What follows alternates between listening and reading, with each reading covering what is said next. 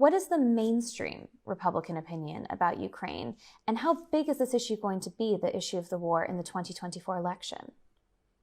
I think you have to distinguish between the elites and the public. And it's very important to understand that what the public thinks here in the United States just doesn't matter very much. The elites just do what they please. There's no question that there are a lot of doubters in the public, both on the Republican side and on the Democratic side. And it's likely that the number of doubters will grow with time. But the question is, how's that going to affect the elite? And the argument that's being made is that the Republicans are beginning to go soft on Ukraine at the elite level, and that if Donald Trump gets elected, there's a really good chance that he'll pull the plug on the Ukrainians. This is not going to happen, in my opinion. The United States is backing Ukraine to the hilt. And if the United States withdraws its support for Ukraine, its material support, Ukraine is going to collapse. It can't stand up to the Russians. The Russians would win a big victory. It's hard for me to imagine that any American leader, whether it's Donald Trump or Joe Biden, is going to allow that to happen. It's just not going to happen. We are too deeply committed to this war. There's too much Russophobia in the United States. There's too much talk about the fact that this is an existential threat that we're facing with Russia for us to cut and run and allow Ukraine to go under. Furthermore, just think about what the consequences will be for China. Our credibility, people will argue, will be destroyed if we allow Ukraine to lose. If you look at how we talk about Russia in the United States and in the West more generally these days, Vladimir Putin is portrayed as the devil incarnate.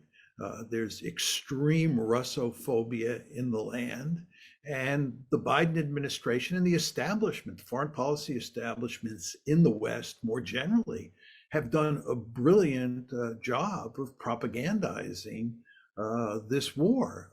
So it's unsurprising that large chunks of the body politic in all these Western countries are committed to seeing Russia defeated. It's clearly the propaganda campaign. It's truly amazing the extent to which our discourse here in the West is limited so that we end up supporting the Ukrainians at every turn. Could I quickly just respond to something that Freddie said?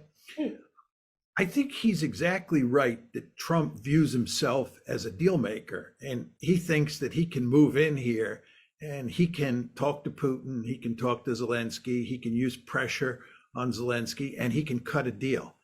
The problem that Trump faces is not simply that there would be resistance from the rest of the establishment if he tried to do that. The real problem is there's no deal to be had here, right? Nobody can figure out what the solution is to shutting this conflict down. And there are two reasons for that. One is the territorial issue. The Russians are not going to give back the territory they've conquered, and the Ukrainians want that territory back, and you can't square that circle. Furthermore, the Russians want Ukraine to be a neutral state, and Ukraine wants a security guarantee, and that can only come from the West, and you can't square that circle. So there is no deal to be had. I think you're absolutely right that he would have significant leverage over the Ukrainians, not total leverage, but significant leverage.